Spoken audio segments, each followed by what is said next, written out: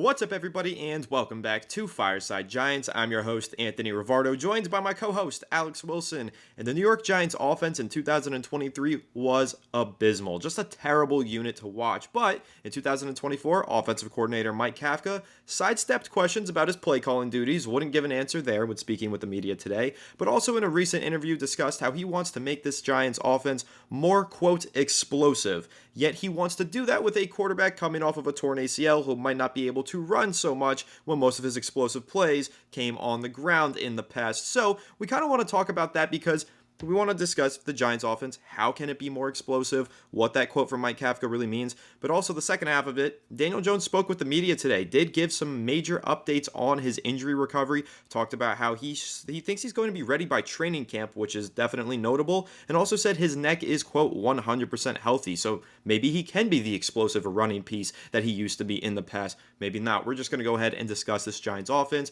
what it means to be more explosive, and what that could look like for them in the 2024 season as they gear up for the NFL draft, which will undoubtedly have a major impact on how explosive their offense can ultimately be next season. But before we dive into all that, make sure to leave a like if you enjoyed this episode, subscribe to the channel if you're new, ring the bell so you don't miss the episode, and comment your thoughts down below in the comment section. If you're listening to Apple or Spotify, please make sure to leave us a 5-star review. Go ahead and follow us on all of our social media channels at Fireside Giants. Without further ado, Alex, how are you doing today, my friend? And how do you feel like the New York Giants can become more explosive on offense in 2024?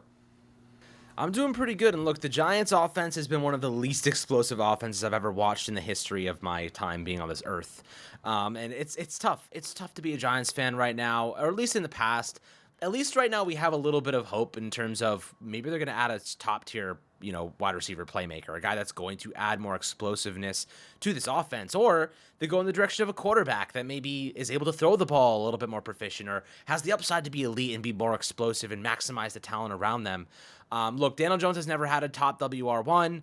We tried to give him Kenny Golladay. Obviously, that didn't work out. Darren Waller, always injured. We traded OBJ the second Daniel Jones got here. So, his story is kind of littered with bad offensive line and bad receiver talent. The Giants have a chance to get a top-tier receiver if they're going to continue to roll with Daniel Jones. But if they don't want to go with Daniel Jones and go with the quarterback, they might be able to, think long-term here, maybe get a WR in the second round, or maybe trade for a guy like Brandon Ayuk. I know that the 49ers are contemplating the idea of moving one of their receivers. We'll see what happens. Anything's possible, but, Ayuk and Drake May together, I would like to see that personally. But, we'll see what happens. Obviously, it's just a pipe dream right now.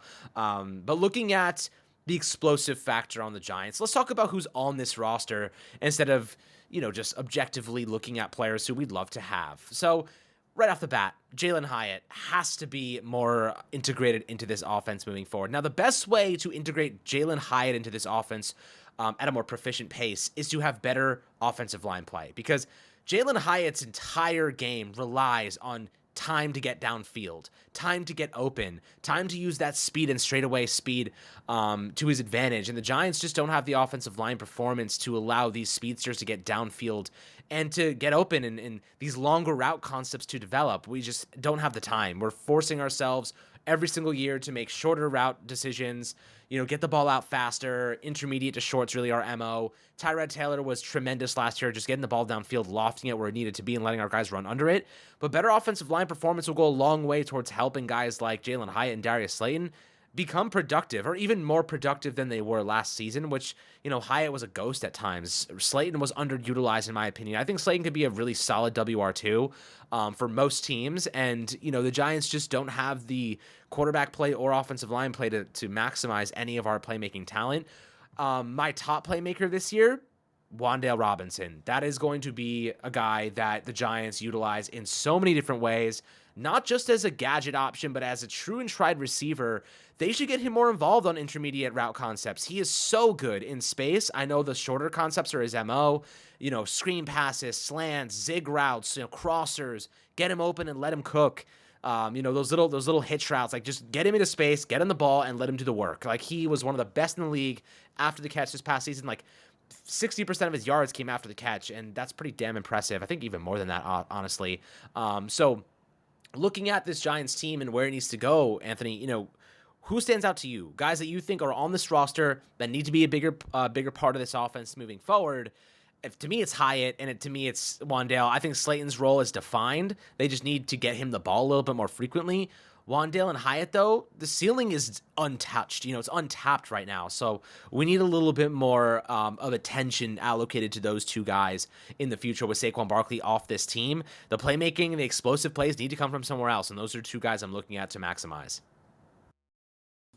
I 100% agree with you, but I'm going to throw out another name that maybe will surprise you that I'm mentioning this name as someone who needs to be more involved with the offense and make more plays. I'm actually going to go ahead and say Darius Slayton. And hear me out on this one. Darius Slayton has been the Giants' leading receiver for, I think, the last 4 seasons in a row. He has been their primary receiving threat. But in terms of what I mean by getting him more involved is having him run more routes and be as involved as he was at the end of the season. In those final few weeks when Tyrod Taylor was cooking at quarterback, he was hitting Darius Slayton for a bunch of big plays. But where was that throughout the entirety of the season? Now, I know you can blame a lot of that on offensive line play and quarterback play, but just overall, what I want to see, that version of Darius Slayton from weeks 1 through 17, not weeks 10 through 17, 1 through 17. Make Slayton that focal point week in and week out, whether he's playing as the Giants' number one receiver or not. Just give him more opportunities to make those plays, because whenever he's called upon to do so, he delivers. So even if the Giants take Marvin Harrison Jr. with the number 6 overall pick, Malik Neighbors,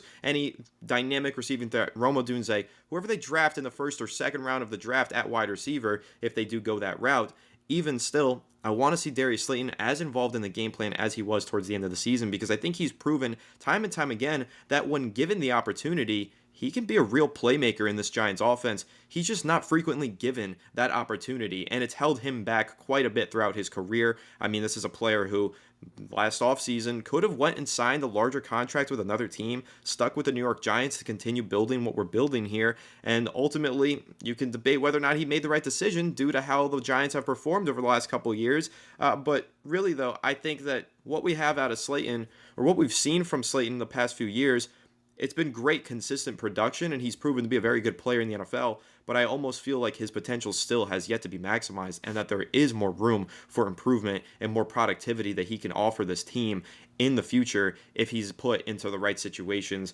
whether through the scheme or from quarterback play. So that's one of the names that I'm going to throw out there. I think Slayton is a dynamic and explosive playmaker. How about that catch that he had a couple years ago? I think that was against the Texans. Daniel Jones throws it out to him in the flat. It's nearly picked. Nope. Slayton snags it, runs up the sideline 54 yards for a touchdown. Like, he can make those big time plays on his own. And so I think that there's a lot to be said about Slayton maybe not having his potential maximized at any point in his career. In 2024, if they could find a way to unlock that, I don't think it's outside of the realm of possibility for Darius Slayton to go for 800 to even 1,000 yards in a regular season if given the opportunity. And if you add in a rookie who goes for 1,000 and then Slayton does the same, and you obviously still have Wandale and Hyatt, other players that we really like, I don't know, man. Maybe the Giants are a little bit underrated at receiver. Like, we talk a lot about them needing to take a playmaker. They need some dynamic talent on offense, and I agree. But I think that this receiver core does have a good bit of talent with Slayton, Hyatt, and Robinson. All three of these guys are pretty good, and just because we don't discuss Darius Slayton a lot, I want to throw him out there as that name and kind of just discuss that, hey, he's a little bit of an underrated player here, and he's been a very solid playmaker for the Giants, and I think that actually adding in another elite playmaker, like potentially an MHJ or Neighbors, could maybe even unlock another level of Darius Slayton's game, who again performed really well during that final stretch of the season when they finally decided to make him a focal point in the offense, which it's just crazy to me that he wasn't a focal point from weeks 1 through 17. So that's going to be my name that I throw out there, but I do want to respond to some of the other names that you mentioned, Alex, and talk about Jalen Hyatt and Wandale Robinson. So those are two players who do particular things very well, but very different things, right? Like, you've got Hyatt, who attacks the deep portion of the field so well, makes plays in that regard, maybe doesn't provide as much in the shorter portions of the field. And then you have the opposite with Wandale, who makes all those plays in the shorter portion of the field, doesn't really get as involved deep downfield. But I think you can have a little bit of a fire and ice there, complementary pieces. Once you get that full built-out skill set in a WR1, if you do go ahead and maybe draft a Neighbors, let's say, let's just throw that name out there as an example. Once you have that full skill set rounded out in one player, these complementary players that the Giants have are going to become that much more dangerous and become very, very solid players for the Giants, like Wandale, who is a great route runner, has been praised by CeeDee Lamb for his route running ability, makes so many plays in the short to intermediate portion of the field, just a very reliable player underneath. And then you've got Hyatt, who could just hit you with those big plays all day long if you give him the opportunities. But some of those opportunities haven't been there for him, Alex, because there isn't somebody pulling those safeties into the middle of the field or getting double teamed by cornerbacks and safeties. There haven't been that many one-on-one opportunities for Hyatt deep downfield. But how do they create that? Again, I think it's adding more talent. Maybe Darren Waller can be that for the Giants this upcoming season. But that, I think, is something that's worth discussing. Looking at this quote from Mike Kafka, wanting to have a more explosive passing game in 2024, Alex, I think that you could argue bringing in a number one receiver isn't only going to make this team more explosive because you're getting in that number one talent, but because it's really going to open things up for guys like Slayton, Robinson, and Hyatt. How do you feel about that notion where once you bring in this alpha dog receiver, it actually creates a lot more favorable opportunities for these other complementary guys? I mean, of course, we've seen this be a result in the past where, if the Giants were trying to maximize Saquon Barkley, we were like, you just can't stack the box. Unfortunately, we had nobody else to allocate attention toward. And, now's an opportunity to say, you know what? We're not going to lean on Saquon Barkley. We have Devin Singletary now. The Giants have no choice but to boost their passing attack. It has to happen this year, whether we like it or not. A better quarterback or a better receiver will go a long way towards helping those things. But, looking at, excuse me, Marvin Harrison Jr., Malik Neighbors. Neighbors is the yak king. The guy is a monster out winning the ball in his hands. Marvin Harrison Jr., a little bit more of a traditional receiver. He's got insane body control, amazing hands. He's got the potential to be all pro. Same with Neighbors and Odunze.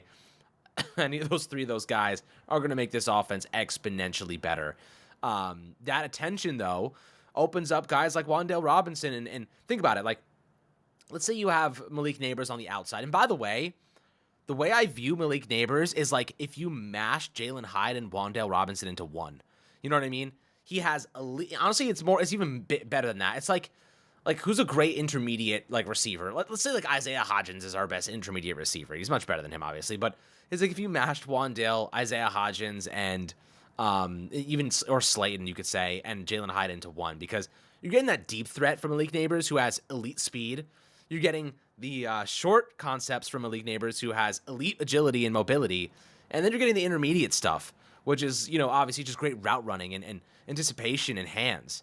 He's got the whole route tree like that. Same with Odunze, though, and Marvin Harrison Jr. So, you have a guy that you have to allocate that much attention toward, and everyone else benefits. It's in the quarterback especially, because now you're not staring down your first receiver, who is your top gun, and knowing, I have to throw it into a tiny little window because he's being double covered. You know what I mean? Now you say, I'm going to go look this way, and this, I'll use the best example that I possibly can.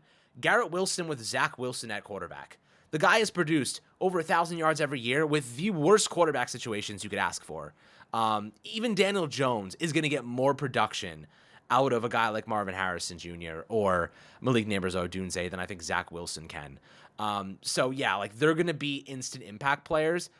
Now the next step in Daniel Jones' development, if they do go in this direction, is how do I maximize a top gun? How do I get the ball to the best player on this offense? And it's not just handing the ball off to Saquon Barkley every time, which is the easiest part of Daniel Jones' job the last couple of years, is handing it off. How do I get the ball to my best playmaker? That's going to be the next step in his growth and development, because you just haven't had that playmaker to get the ball to all the time. But we'll see what happens. A receiver like this, explosive playmaker like this, it changes everything, especially on a cheap contract. You're talking $7-8 million a year instead of $25 million. You just saw the contract the Eagles just handed out to Devonta Smith, $23 million per season.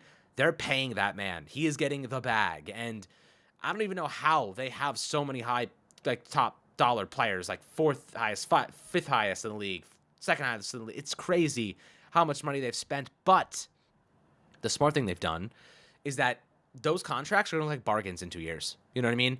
With the salary cap increasing, more money going around, players getting paid more. These contracts, what Devonta Smith is getting right now, is going to be the 10th or 11th most expensive in the league in 2 years from now, maybe even more than that. So they look expensive now, but by the time those cap hits actually hit, it's going to be really cheap, really, really affordable contracts. So that's why the Giants got Dexter Lawrence's deal done early, Andrew Thomas's deal done early.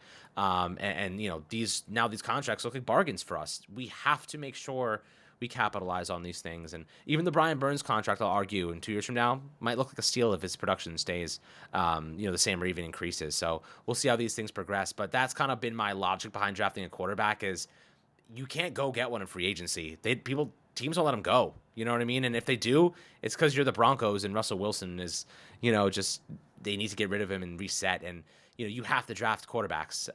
So we'll see what happens there. But this is gonna be exciting, man. Either way, I think we're getting an explosive playmaker, whether it be a receiver or a quarterback.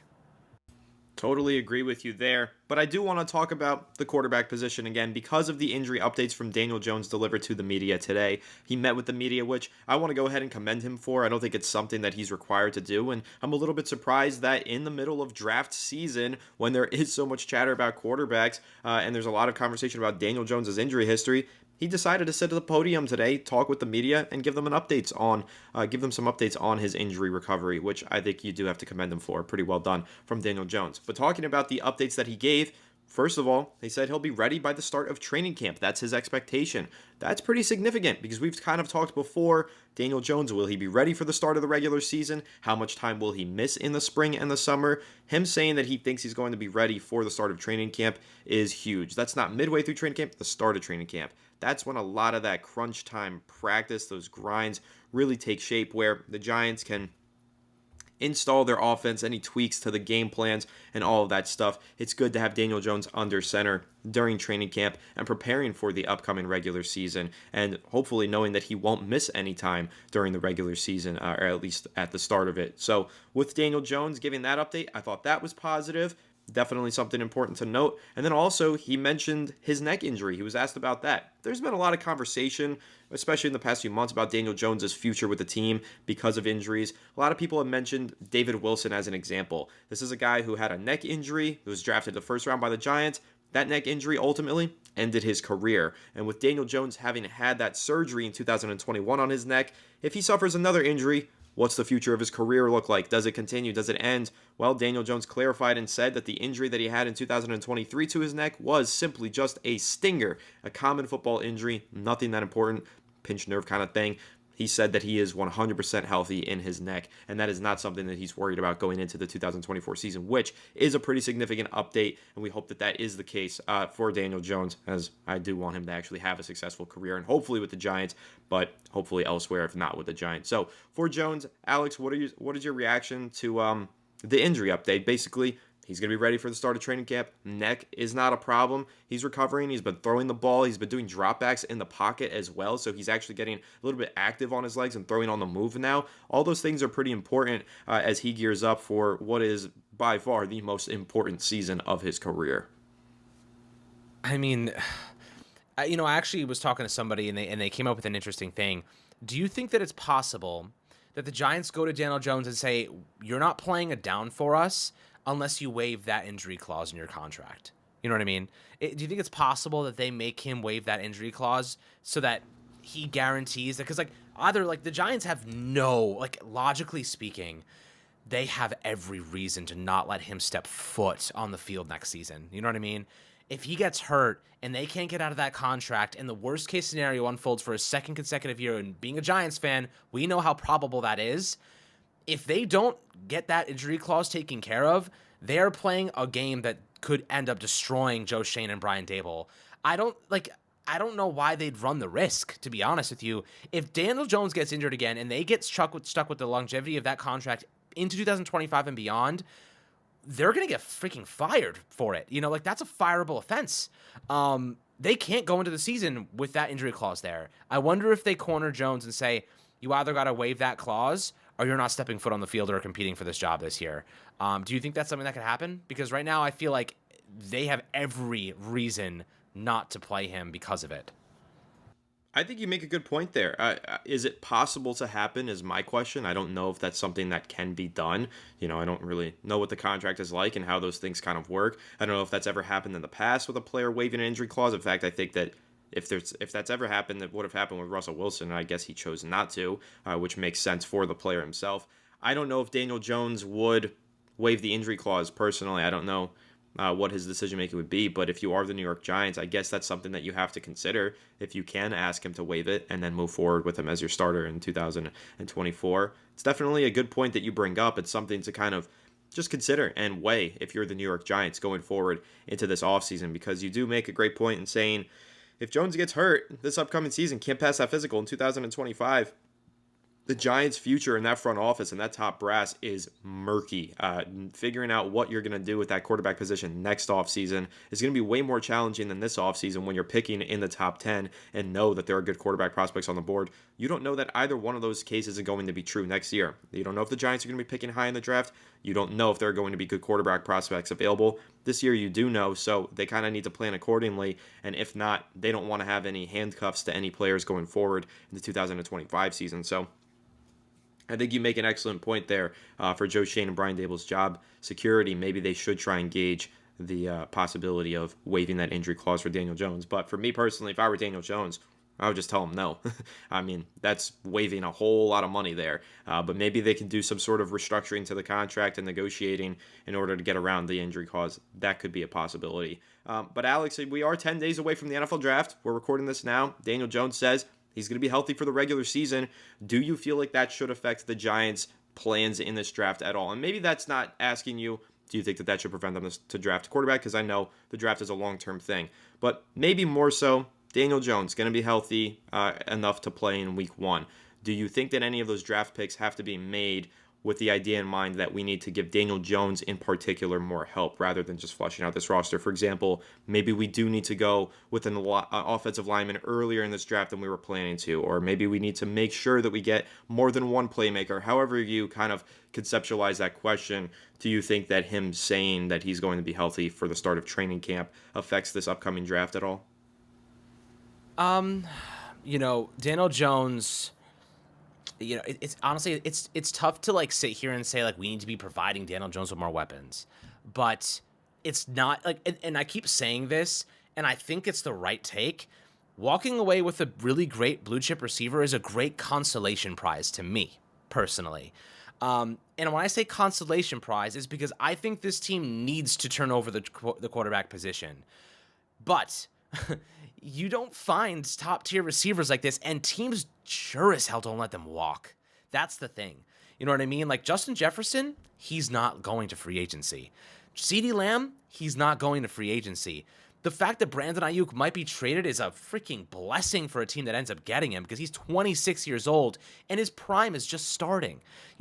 Teams don't let great players go, and if they do, it's a rarity. The fact that we got Brian Burns, I mean, the Carolina Panthers are just, they're just doing panthering. They're doing weird stuff, but like they should have paid him. They should have paid Brian Burns. They have Bryce Young on a rookie contract, man. Like, why are you not paying your best defender? And the Giants capitalize off that, right? These are the situations we were on the better side of that equation. Now, we had to let go of Xavier McKinney and Saquon Barkley to actually have the money to do it. But if Daniel Jones was not on this team and we had a rookie contract, we could have kept Xavier McKinney too. You know what I mean? And that's the reality of the situation. The quarterback position, having that really, really healthy salary cap allows you to spend money in other places. McKinney and Brian Burns would be on this team right now if Daniel Jones was not on this team and we had Drake May or J.J. McCarthy, whoever the hell you want. Not saying I want J.J. McCarthy or Drake May, whatever. I'm just suggesting those names. That's the luxury of having a great rookie contract, quarterback on a rookie contract. So, with that being said, the consolation prize of bolstering this offense for Daniel Jones and the neck injury not being a big deal in his eyes, and him coming off an ACL tear. We've seen 100,000 players come back from ACL tears and be okay. Yeah, like sure, like it's fine in the interim. But the Giants cannot pay Daniel Jones $50 million in 2026. They can't even pay him $42 million in 2025. Why? Because this team has way too many holes to be paying him that much money. Way too many holes. We don't have cornerback. We don't have a free safety. We don't know what our offensive line is going to look like long term. We need more supported receiver because, given we do end up drafting a receiver, I guess you could say we don't need a receiver anymore. But this team needs more. We just need so much more. This team has holes all over the place, and we need the money. You know what I mean? So if you don't fix that quarterback position, you're going into it with the intention of getting a quarterback next year, And look, like, players rise to the occasion. Players play well, but what if the Giants aren't in range of a quarterback? You know what I mean? What if they're not in range to get one of those top tier guys? What if they, teams are needing of quarterbacks and they can't trade up? You can't go into next year thinking, we'll just get him next year. You know what I mean? That's not a good strategy. Like going into a draft class saying, no, we don't need a quarterback now. We'll get him next year. You can't operate like that. If you have conviction for a guy and you have the 6th overall pick and it's going to cost you a lot less to get one now than it will next year because you just don't know where you're going to draft, you have to make that move. So am I adding a piece because I'm trying to give Daniel Jones more weapons? No, I'm adding a receiver because we didn't get a quarterback. That's my perspective. If Daniel Jones rises to the occasion and suddenly becomes a Super Bowl caliber quarterback, God, I will sit here and eat crow freaking right here on the stream, man. I will sit here and tell you that I was wrong. But for now, we have 5 years of proof to suggest that I'm going to be right. And I think that's ultimately where I stand behind my opinion. But again, like, I respect your guys' thoughts too. If you guys don't think that's the right decision, if you guys think that you want to go receiver and you think Daniel Jones could be the guy, who am I to tell you that's not possible? Because anything is possible. We've seen crazier things happen, that's for sure. So, I respect your opinion. Always happy to have a good conversation about it. But, this team has a lot of decisions to make. And, we're going to see where their heads are in just a couple of days here. I'm getting excited. Man, you're getting excited. I'm getting pumped, dude. I am so excited for this upcoming draft. I can't believe we are finally only 10 days away. It's going to be so much fun. Again, I cannot wait for that live stream. Can't wait to just see who the Giants are going to draft live in front of everybody and reacting. It's going to be a really great time. So make sure you stay tuned to Fireside Giants for that. And make sure to leave a like if you enjoyed this episode. Subscribe to the channel if you're new and ring the bell so you don't miss an episode. Comment your thoughts down below in the comment section. If you're listening on Apple or Spotify, please make sure to leave us a 5-star review. And go ahead and follow us on all of our social media channels at Fireside Giants. Without further ado, we'll catch you on the next one. Have a good one and let's go Giants.